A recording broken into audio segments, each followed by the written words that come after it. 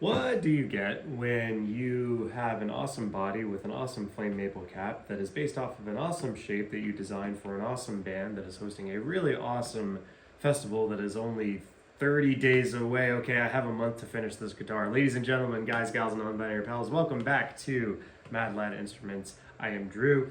I build guitars and basses for fun in my garage, and I bring you along for the shenanigans. And sometimes I build guitars that are given away at really awesome festivals like MoonFest, which is coming up on May 30th, hosted by the amazing and eponymous Moonstone. And last time around, we created our body. We have our flame maple cap glued on. We have a beautiful ash back body. And today we're going to be putting down some color and some top coat. And as you can tell from the video length, this is going to be a lengthy one. We're going to be combining techniques from all the different finishing videos that I've done up to this point. We're going to be coloring, we're going to be oiling, we're going to be top coating and lacquering, we're going to be level sanding. There's a lot of fun and shenanigans to get into, but it all starts with taping. So without further ado, let's just jump right into it.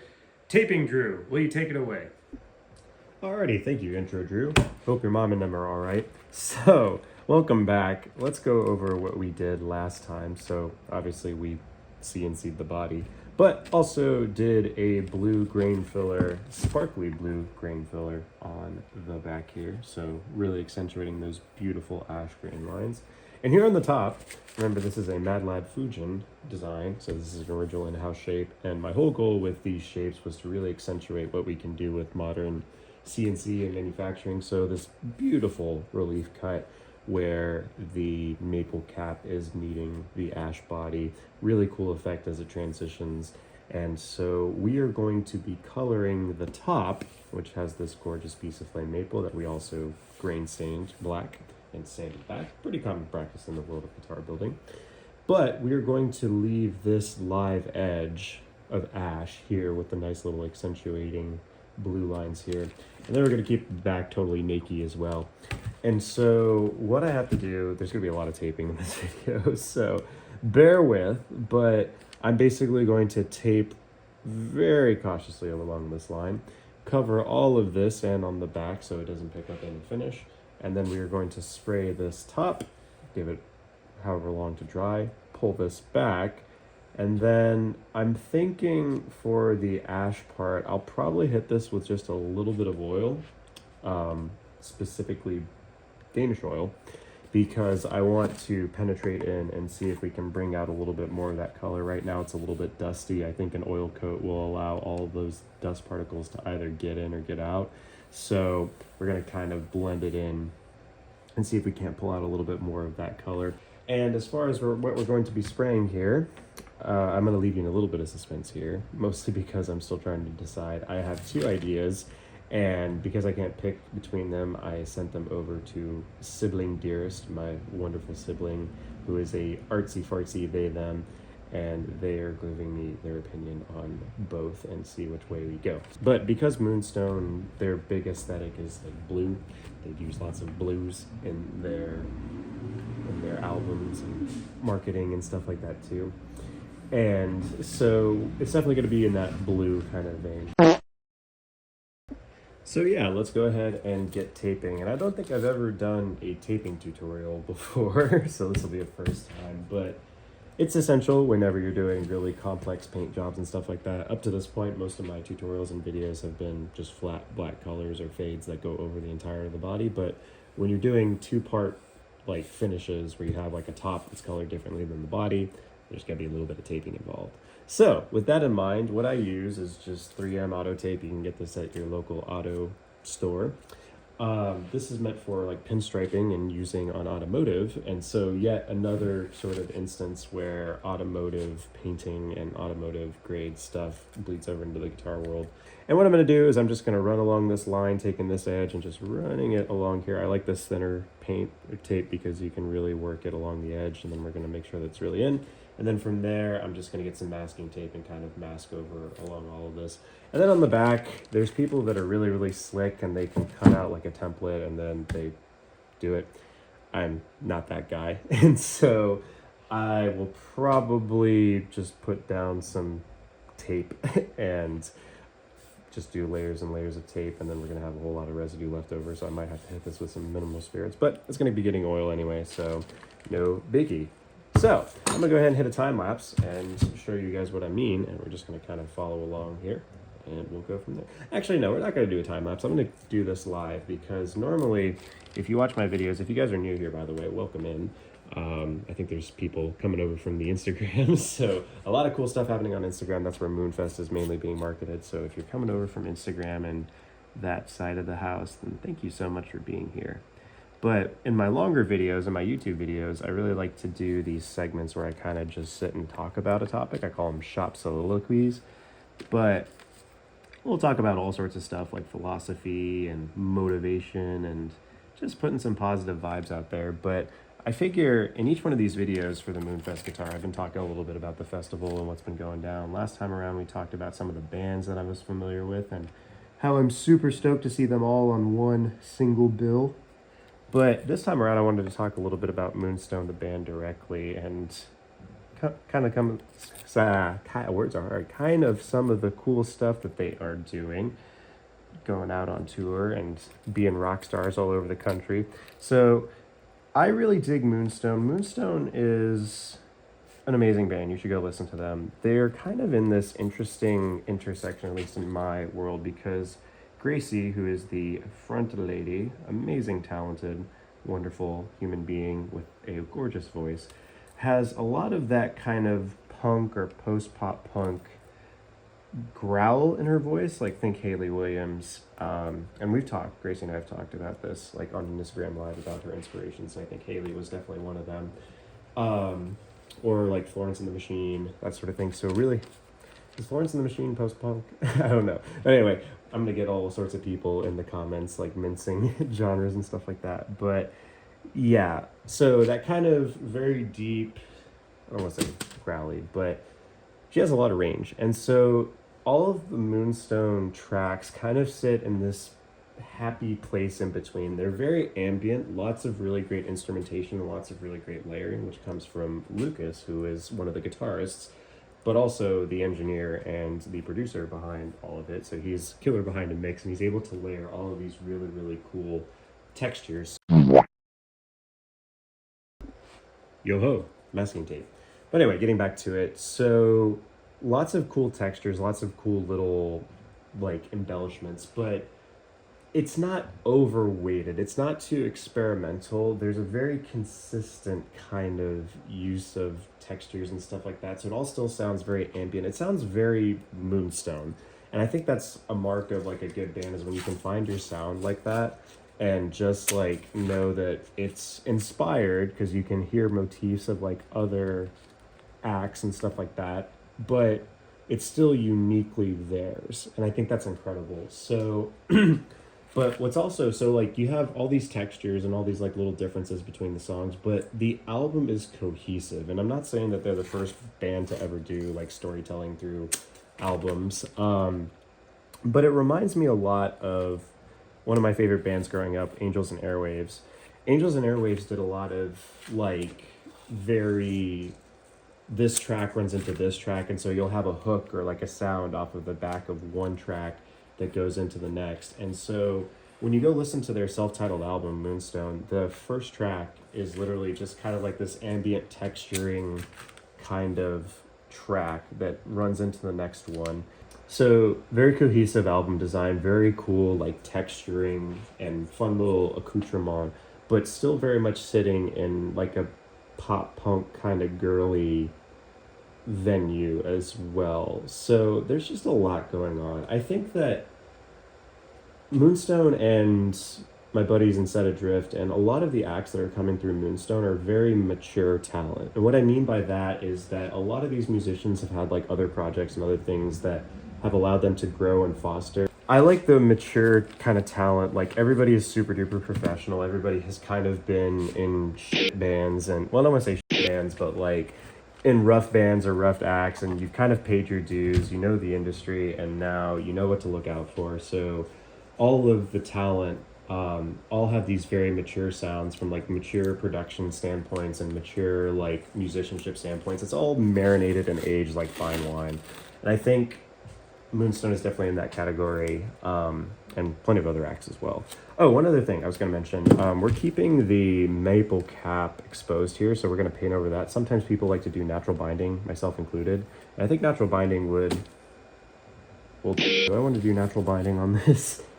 Maybe, nah, we'll leave it exposed. So we're going to come along this edge here and just like make sure the cap is the only thing that's exposed. Meanwhile, we'll keep all this covered. But yeah, so we're talking about mature sounds, mature production, and everything like that. So it's a very refined, very mature in the sense that it's experienced kind of sound.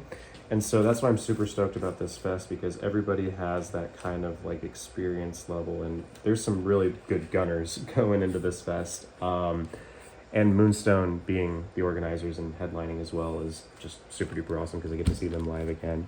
So yeah, much love to Moonstone.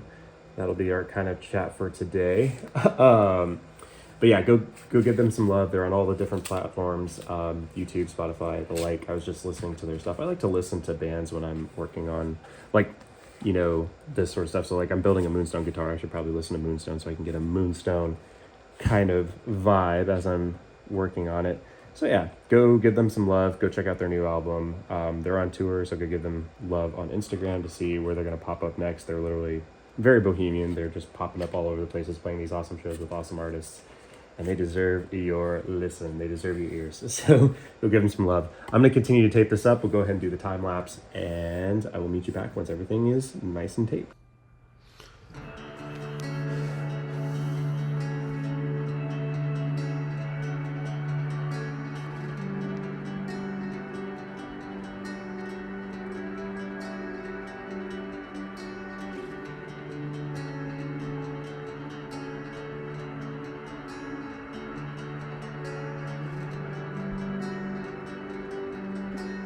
Alrighty, you guys can rate my tape job down in the comments below. So, I know I was talking about how people will tape off their backs, and I don't really do that, but in this case I did. I have a bunch of leftover red rosin paper that when I get returns and stuff like that, I kind of just put it on the shelf and try to recycle it. So, yeah, we've got everything taped up, and we just have the top exposed now. We've got it on its lollipop. This is just a 1/4-inch piece of metal pipe that you can get at your local hardware store.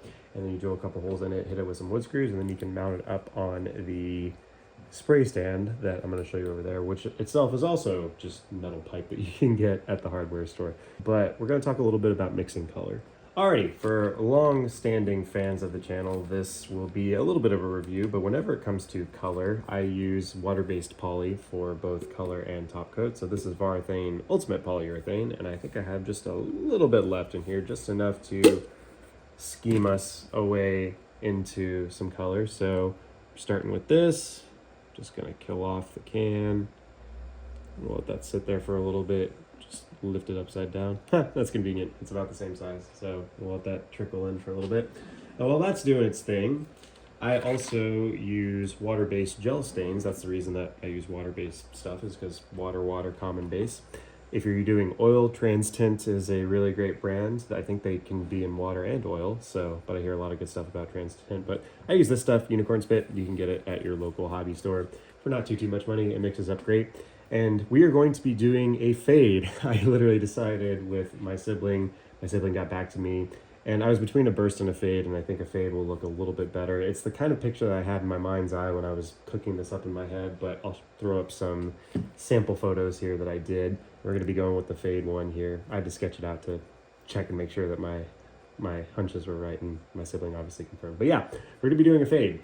And I haven't actually done a fade or an ombre finish before, which, at least on the channel. I've sprayed them before, but I've never talked about it. I've talked about bursts for days and days and days, but fades, not so much. Fades are very similar to bursts. And the way that a burst, you start with your light color on the middle and then you kind of feather out. With a fade, you do the exact same thing. So you're going to spray everything with your base color, but instead of going around the edges, you're just going to fade in your darker colors along the horizontal. So we're going to need a whole lot of this light blue, because this is going to be the one that we're starting with.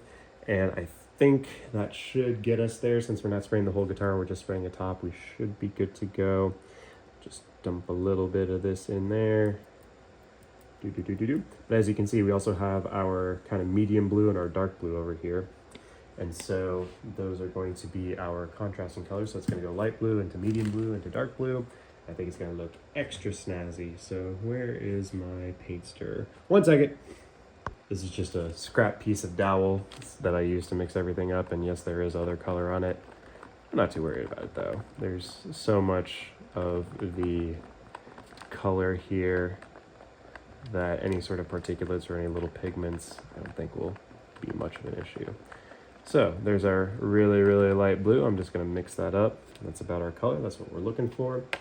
And then I really like these cans or these cups that you can get online. They are plastic, but they have a cap that has like a fine mesh filter on it. So you can literally just use this and pour your color into your spray cup and it'll automatically filter it for you. You don't have to use a separate filter. So I also keep hold of my paint cans because sometimes people will ask me, hey, can you send over some color? Or like, you know, I need to do some touch up on a guitar. So I'll keep my paint cans just to, in the case that I need to ship something. Plus they're also handy, as you can see. I don't know if you can see it, but I use them for like different holding vessels. So holding various things. So I'm big on recycling, in case you couldn't tell. I'm trying to leave the world in a better place and make sure my kids, if I ever have kids, are able to see a polar bear. So all about upcycling and recycling. And so we're going to hold on to this. I'll probably wash it out and put it somewhere else. But yeah, let's go ahead and head over to the spray booth and I'm going to get set up to spray some color. Alrighty, here we are posted up. Got our trusty tack cloth, a regular in the Mad Lad cinematic universe. For those that don't know, a tack cloth is just a piece of cheesecloth with a little bit of beeswax on it, and you can use it to pick up dust and particulates from the top of your workpiece. Alright, let's talk a little bit about strategy and what I'm going to be doing. So we have our HVLP set up. So I've got old Barnacle Boy over here. So I call him Barnacle Boy because there's like these little bits of color that when I clean my gun, they get left behind by the sonic cleaner. Also, I'm not at the level of like PRS yet, but PRS literally has a wall of just spray guns. They have a spray gun for each individual color that they use. They have their color down to an exact science where they have like 16 or 20 different pigments that they spray, and they have a spray gun with literally each one, and that gun is only used for that color. So I never expected to get mogged by a guitar company, but let's say I have a little bit of spray gun envy. But old Barnacle Boy's shot plenty of guitars, and so this is kind of like a mythical item in the Mad Lad cinematic universe or Mad Lad RPG inventory. So anyway, we are going to spray everything with our base color, that light blue color. We should be able to get just enough out of that little can because we're only doing the top, we're not doing the full guitar. And then another little trick that you can do is you can just immediately go into your darker color. So once I finish up with the lighter color, I'm going to let it set off for a little bit, but as I'm waiting for it to set up or, you know, kind of evaporate off where I can spray the next color, I'm going to pour in that darker color in there. And so any residual or leftover light blue is going to mix with that dark blue. And then when I start, it's obviously going to be like in this area. So it'll kind of naturally fade in. So don't be afraid to mix colors in the cup on the fly. As long as you're going darker to darker, then you're going to be fine because the darker pigment is obviously going to be darker than the lighter, and then you can do it. So I'm also going to purge my gun between sprays just to be absolutely sure. Purging is just where you spray it until you see the new color come through. As you can see, I have a section right here where I purge color. So yeah, those are just some of the things that I'm thinking about. Going to be going left to right. I'm used to doing burst because it's going around, but this one's going to be kind of tricky because you're just having to feather over this edge, and then we'll probably have to catch the edge as well because we don't have the natural binding, so we want to make sure we get color on the edges. But everything else is taped off, so I'm feeling good, feeling spry.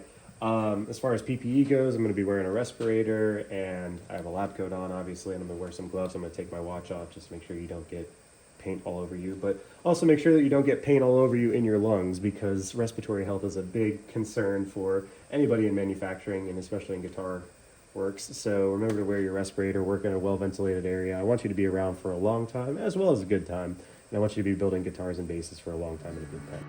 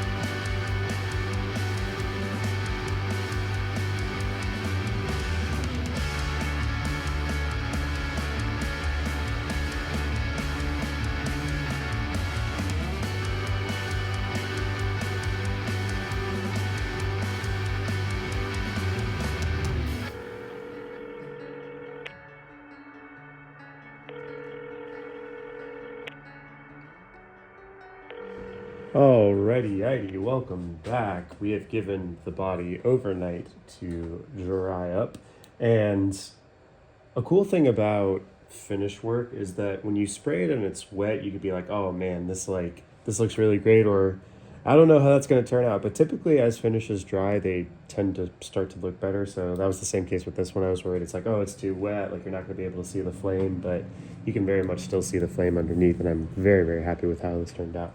And now we get to the fun part, the peel. This is one of my favorite parts of the whole thing. And as you can see, I took a little bit of a peek just to make sure everything was looking good. And also, I can't really help myself. So also there's some high spots here, some little particulates and stuff like that.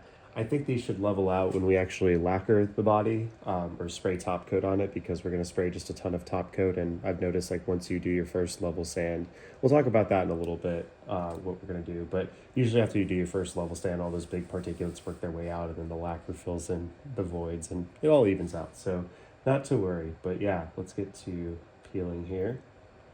I'm just going to take it little by little. And it also helps if you have like a razor blade or something that you can get underneath, but you definitely want to give your finish plenty of time to dry so that you get this nice crispy line. And so I'm also paying the piper a little bit on this tape job. There we go. All right, now it's coming up. Sometimes it can be a little bit tricky to get the pull started. But yeah, typically, oh man, it looks like there's a little area. I'm gonna get a X-Acto knife here and kind of trim along this area because there are little bits that are hanging over. So let me grab that and I'll be right back. And with something of surgical precision, I'm just going to come along here very gently. Try and separate that. There we go. Perfect. And there we go. Just giving it a little bit of encouragement along the line. And I'm pulling away from the finish, which probably isn't helping. Usually you want to pull up. All right. This is something of a delicate process, I'm realizing. I realize if I had probably given this even longer to dry off, it might have worked a little bit better. But any of you guys that are taping experts, let me know down in the comments below how I can improve my taping process, because it is usually an area of opportunity for me. So, and along these kind of like very prominent body lines, you want to make sure that you have a really nice crisp line. So yeah, I'm going to continue to do this, and I will hit you guys with a time lapse, and we will come back when this is off.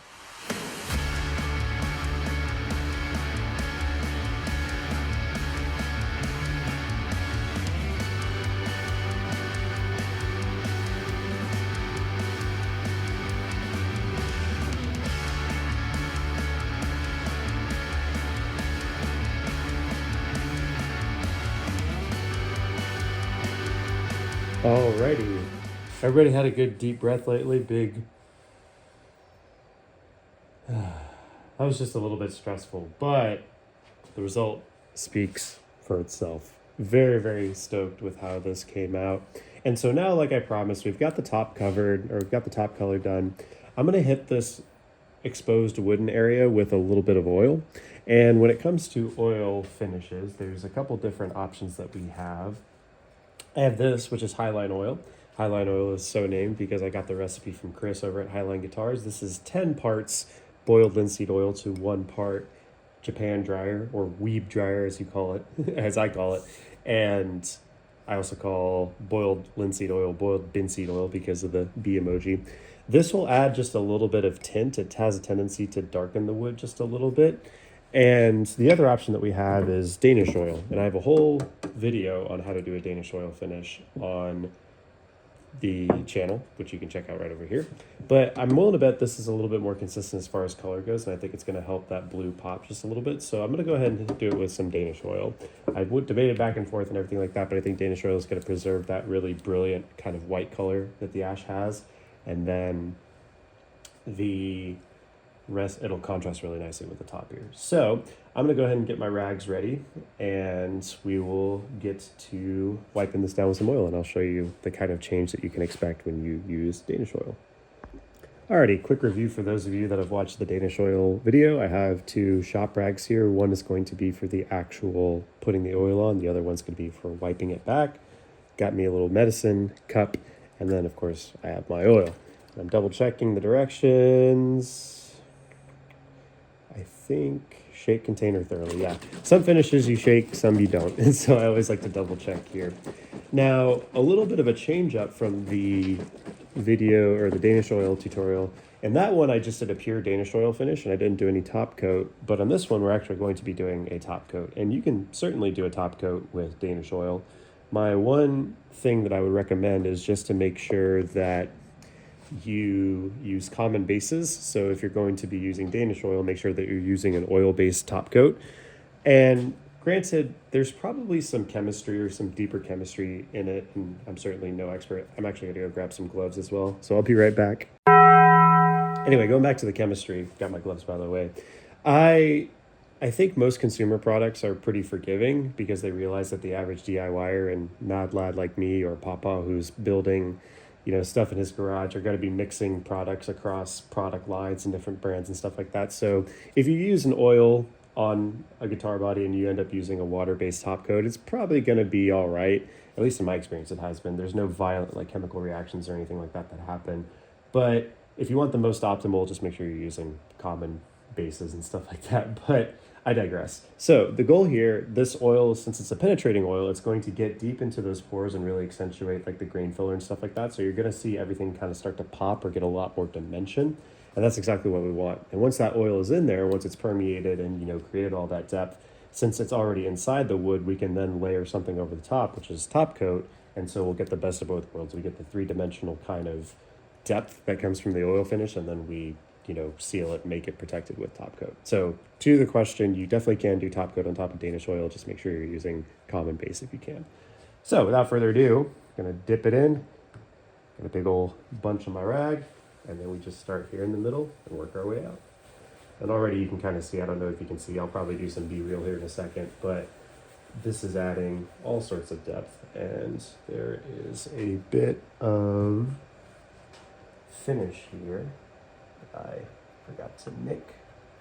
So I'm just going to sand that out real quick. But I don't know, do you guys want to chat? Is there something that's on your mind? Or maybe that's a grain line. It's prominent and it's bothering me, so I'm going to sand it back. Anyway, if you guys want to chat, we can chat about something, or I could just do a time lapse. What do we want to do? We were yapping about Moonstone earlier. And what a great, wonderful, awesome, amazing band they are, and how thankful I am that they allowed me to do this build. Yeah, that's a grain vein. Okay. I sanded at something that was meant to be there the whole time. But what do we want to talk about? Maybe I could talk about the Dallas music scene as a whole. So I'm still very much a newbie to the scene and going to shows and stuff like that. But in my experience, Dallas, if you've never been to Dallas, Dallas is a kind of a misnomer. Dallas, the joke is that when you live in Dallas, you live in the suburbs of Dallas, you just say Dallas because nobody knows the cities around the area. So like McKinney, where I'm based, is about 30 minutes north of Dallas. But if people were to ask me and they weren't from Texas, I'd be like, oh, I'm from Dallas or the DFW area. So you hear that term a lot, the DFW Metroplex. And so when we talk about the Dallas music scene, there's really Dallas proper, which has really cool venues and areas like Oak Cliff and Deep Ellum is really, really popular. I've gone to a lot of shows down there. Oak Cliff being where Stevie Ray Vaughan was born, so you can actually head down there and see his grave or his old house and stuff like that. I think he's buried, I'll have to double check. He might be buried in Austin, but yeah, you can drive by and see his house. His house is still around, at least last time I checked. And so, yeah, people really, when they're talking about Dallas, you've got Dallas proper, where you have Deep Ellum and all those kind of musical areas. But then there's a lot of really great music in the surrounding areas as well. So another big city that is really big on music is Denton. Denton, Texas, the Little D. They call Dallas the Big D, and Denton is the Little D. But Denton is really prominent because the University of North Texas is actually based there, and UNT has a very, very good music program. And so a lot of musicians will go there to study music, and then they have weekend bands with their buddies that go and play at different bars and stuff like that. And for any of my Denton locals, to give you a little concept of how long I've been around Denton, or when I worked at Apple, my buddies and I would go out to Denton and we would do karaoke at Andy's Bar on Main Street, or the main square. Andy's is now closed, which big F's in the chat. That was just a really fantastic bar. Absolute hole in the wall for those who ever had the privilege of going through it. But I don't know what they're doing with it now. And I know they had their kind of last hurrah a couple months ago. Or maybe it was last year. I can't remember when 80s closed. But anyway, so you have Dallas proper, you have Denton, and all these amazing kind of little musical pockets all around. So there's lots of really great spots to go see shows and stuff like that. In Denton, there's Rubber Gloves, which is a favorite of mine. Where else have I been in Denton?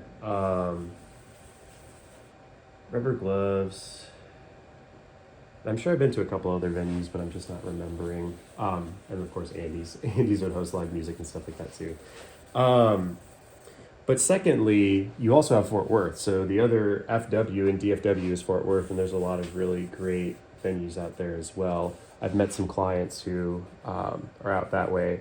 Tulips is the one that comes to mind first and foremost. I love Tulips. It's a great venue. I've seen a couple bands play there, mainly Set Adrift. And so, yeah, really when you come to Dallas, I don't know, I think a lot of people do music tourism. It's not like music-y in the way that Austin is. Austin is kind of known as like the music town, but DFW has a lot of really, really great music and a really great scene. And so lots of really good rising talent, lots of mature talent too. We were talking about mature talent too, but there's a really welcoming and fostering environment where mature talent and mature musicians are fostering like the newer people. And it's all very professional. Everybody's really, really chill and laid back. And so I've got nothing but good things to say about the Dallas music scene, and the people are fantastic. The fans are too. So yeah, as you can see, I'm going to bring you in here real quick. We've got all sorts of new dimensions, and this is drying off, so bear with. But if you look in here, you can see all these like little speckles. We didn't see those when it was bare wood, and so this is the kind of depth that Danish oil gives you. So we're going to give it, as the can says, about 15 minutes to dry off. We're going to recoat it and then wipe it clean. So we're going to basically allow the oil to permeate in, give it about 15 minutes to do that, and then we're going to come back and slather it with another coat of oil, and then that's when you wipe it off. So check your can, make sure you're doing whatever. I'll probably cut this part out as well because it's just literally recoating again. But yeah, shout outs to the Dallas music scene. Much love to all you guys. So stoked to be a part of it, and so glad to be part of this amazing community. And I will meet you once we have recoated everything in Danish oil and it is cured off. So don't go nowhere. Alrighty, this is a bit of a change of scenery. We're actually in my backyard.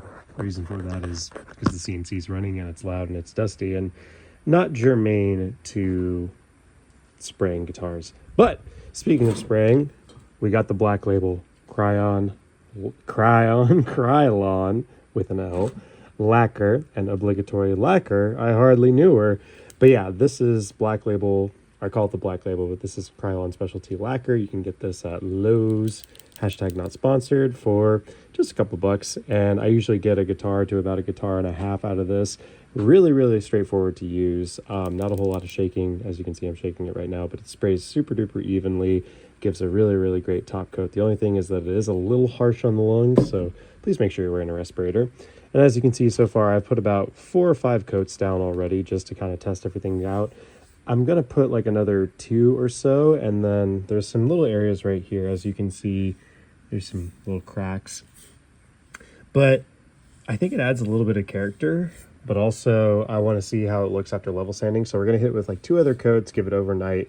That'll make it a total of like 6 to 7 coats. Obligatory joke down below. And then we can level sand it. I'm going to see how this looks after level sanding. I'm willing to bet after a good bit of level sanding that should all work out. But if not, it'll just be a nice little character.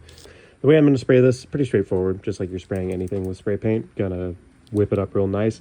Gonna go over it in about a 50% overlap. So you spray once and then you come down just about 50% to where 50% of the previous pass is covered. So you kind of double up on that one section. And we're just going to go down, not going to go too crazy. One thing I did notice with this one is you do want to go a little bit slower. If you start spraying it really quick, sometimes it doesn't adhere, but if you go just a little bit slower, it tends to build up a little bit easier.